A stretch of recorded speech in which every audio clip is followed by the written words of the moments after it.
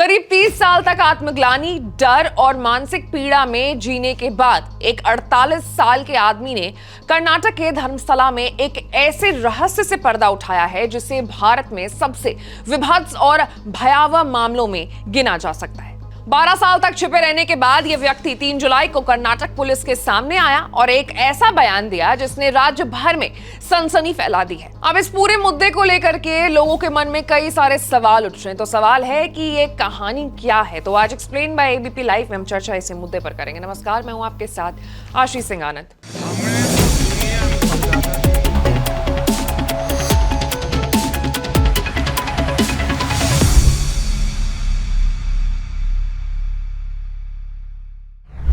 तो यह व्यक्ति पहले धर्मस्थला के प्रसिद्ध मंदिर में सफाई कर्मचारी के रूप में काम करता था। कोर्ट ने संरक्षित गवाह होने के कारण उसकी पहचान उजागर नहीं की जा सकती है। उसने अपने बयान में पुलिस को बताया कि वो भारी गिल्टी फीलिंग और कॉन्साइंस की दर्द से उभरने के लिए सामने आया है। उसने अपने बयान में कहा है कि मैं अब उन हत्याओं की यादों का बोझ नहीं सह सकता जो मैंने अपनी आंखों से देखी है।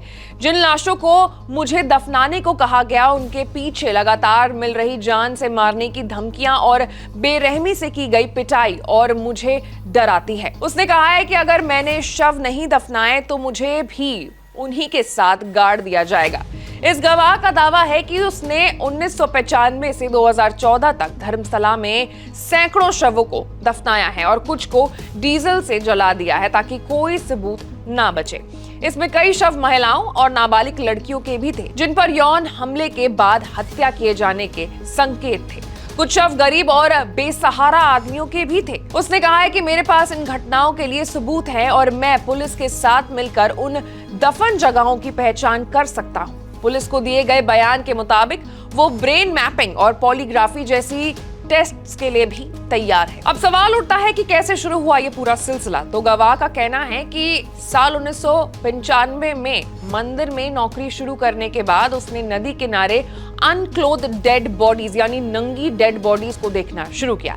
इसमें कई महिलाओं के शव पर यौन उत्पीड़न के साफ संकेत भी थे, जैसे फटे हुए कपड़े, शरीर पर जख्म और गले पर दबाव के निशान। जब उसने अपने सुपरवाइजर को इस बारे में बताया, इस बारे में सवाल पूछा, तो उसे धमकियां दी गई कि अगर वो नहीं माना तो उसके भी टुकड़े टुकड़े कर दिए जाएंगे और पूरे परिवार की बलि चढ़ा दी जाएगी। इसके बाद उसने ये सब चीज को भुला करके शवों को दफनाने या जलाने का जो काम है वो शुरू किया। मीडिया रिपोर्ट्स के अनुसार एक मामले में उसने बताया कि एक लड़की का शव स्कूल ड्रेस में मिला और उसकी स्कर्ट और अंडरगारमेंट्स गायब थे। एक और शव पर तेजाब से जलाने के निशान थे। इन सबको या तो गड्ढे में दबाया गया है या फिर जला करके खत्म किया गया है। करीब 20 साल तक ये मानसिक और शारीरिक यातना सहने के बाद साल 2014 में उसकी एक करीबी लड़की के साथ यौन उत्पीड़न हुआ। ये व्यक्ति टूट गया और महसूस किया कि अब उसकी और उसके परिवार की जान खतरे में है। दिसंबर 2014 में वो परिवार के साथ धर्मस्थला से भाग गया और लगातार अपना ठिकाना